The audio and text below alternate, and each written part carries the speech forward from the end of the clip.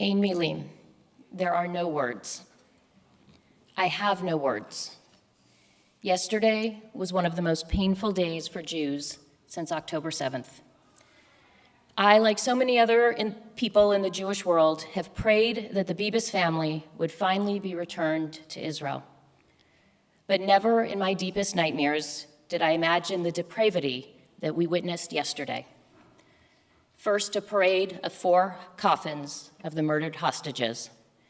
Kfir Bibas, 10 months old, Ariel Bibas, 4 years old, Shiri Bibas, 32-year-old terrified mother, and Oded Lifshitz, a 83-year-old great-grandfather who spent his life building bridges between Gazans and Israelis, literally driving sick Palestinian children to medical appointments in Israel. Their coffins were paraded through a cheering crowd and then put on a stage filled with propaganda, hate, and lies. Hamas even mislabeled the children, further dehumanizing them. Their caskets were returned, locked, with a set of keys that didn't open them. Once opened, after having been checked for explosives, they were filled with hate-filled propaganda, further defiling the precious bodies within. And then in a final act of depravity, we learned hours later that Shiri Bibas, the mother of Ariel and Kfir, was not even returned with her children. And finally, in one last attempt to cause more bloodshed and distract from the horrors of the morning, bombs were placed in 5 buses in Tel Aviv that were intended to go off this morning as people prepared for Shabbat. Only because of timing errors did 3 of those bombs detonate early when the buses were thankfully empty, avoiding more death and destruction.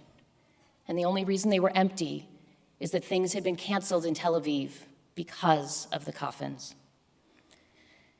Ein Miliem, there are no words to describe the pain and the sadness. We sit here with a pit in our stomach. As I scrolled Facebook over the past few days, it seemed that every other post on my feed was about the Bibas family. First, the hopeful and heart-wrenching news that Yarden Bibas, the father, would be released without his beloved family, followed by the heartbreaking news that the boys and Shiri would be returned in caskets. Then yesterday, we were filled with despair and anger at the despicable display of depravity that was the handover of those coffins. And finally, a gasp was heard throughout the Jewish world when we found out that Shiri was not returned with her family, but instead a nameless woman had been placed in her casket. Since November 2023, we have suspected and feared that the Bibas children had been murdered when Shiri and the boys were not freed in the initial hostage exchange with the other children and women. But without proof, there was a sliver of hope. Maybe Hamas was telling us that they were dead in a depraved act of psychological warfare.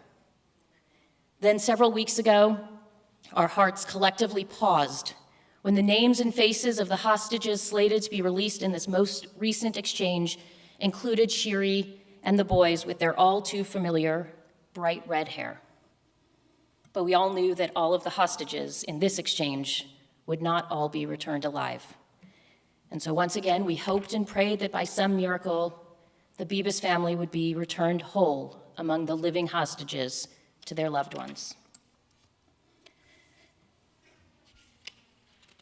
February 1st, when Yarden was returned home to find out the fate of his family was still unclear, our hearts reached out to him and the incomprehensible pain that he must have been feeling. And a few days ago, when we learned that the bodies of Oded Lifshitz, Shiri, Ariel, and Kfir Bibas would be returned home having been murdered by Hamas, there was a collective cry that went up in the Jewish world. In what world can a group of people steal babies, toddlers, and great-grandfathers from their homes, from their beds, and the world stays silent?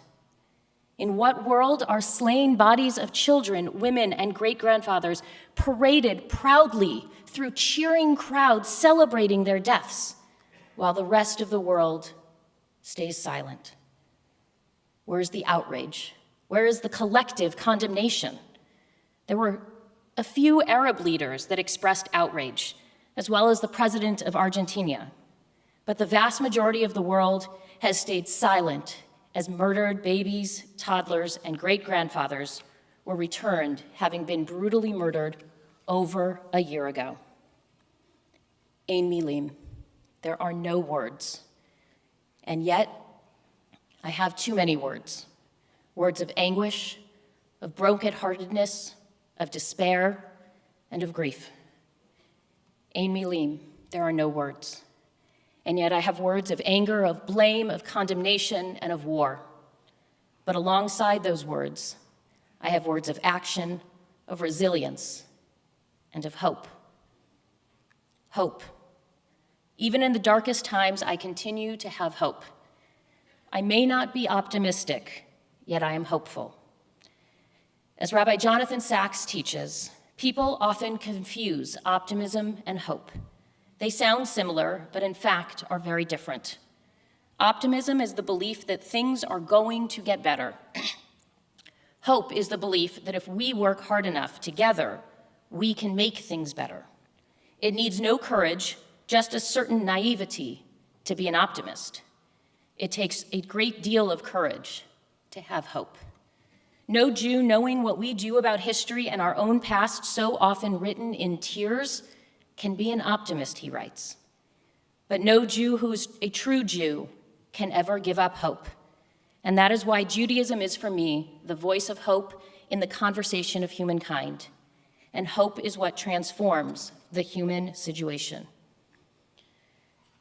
As Jews, we are foolish to be hopeful, to be optimistic.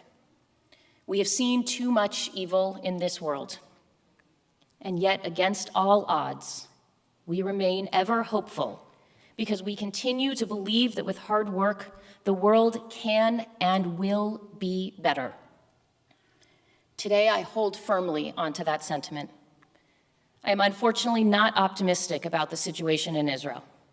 There's too much pain, destruction, and death on both sides of the conflict to be optimistic. And yet, as the generations before me have done in impossible times, I continue to hold hope that there will be a brighter tomorrow. I do not hold on to this hope naively. I don't think there is a magic wand that will make the world better.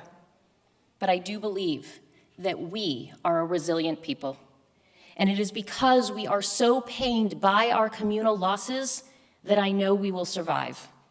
As Jews, we have experienced tragedy too many times. But rather than become immune to the pain, it binds us more closely with one another and with Judaism. And it is with this belief that the world will be better. As Jews, we each feel the loss of Ariel and Kfir Bibas as if they were our own family. As Jews, we watch with bated breath as each and every hostage is reunited with their loved ones after spending too long in Hamas hell. As Jews, we mourn each life lost as if they were our family, because indeed, they are part of our family. Kol Aravim ze bazeh. All of Israel is responsible for one another. It is this sentiment that gives me hope for the future. As long as we are bound to one another, our light will continue to burn bright. This week has been impossibly hard for the Jewish people. We are utterly heartbroken at our communal loss. We are outraged at the depravity of Hamas, shaken by the close call of yet another terror attack, and yet we are hopeful that we will welcome home 6 more living hostages tomorrow. And yet we are hopeful that the remaining 63 souls, some living and some not, will be returned soon. And yet we are hopeful that Israel will one day finally be able to fulfill the promise of Micah. And the many nations shall go and say, "Come, let us go to the mount of Adonai, to the house of the God of Jacob.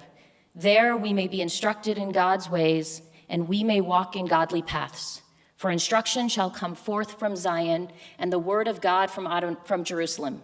Thus Adonai will judge among the many peoples and arbitrate for the multitude of nations. however distant. And they shall beat their swords into plowshares and their spears into pruning hooks. Nation shall not take up sword against nation, and never again shall they know war. But every family shall sit under its own vine and fig tree, with no one to disturb them. Ken Yehi Ratzon, may this vision come to fruition.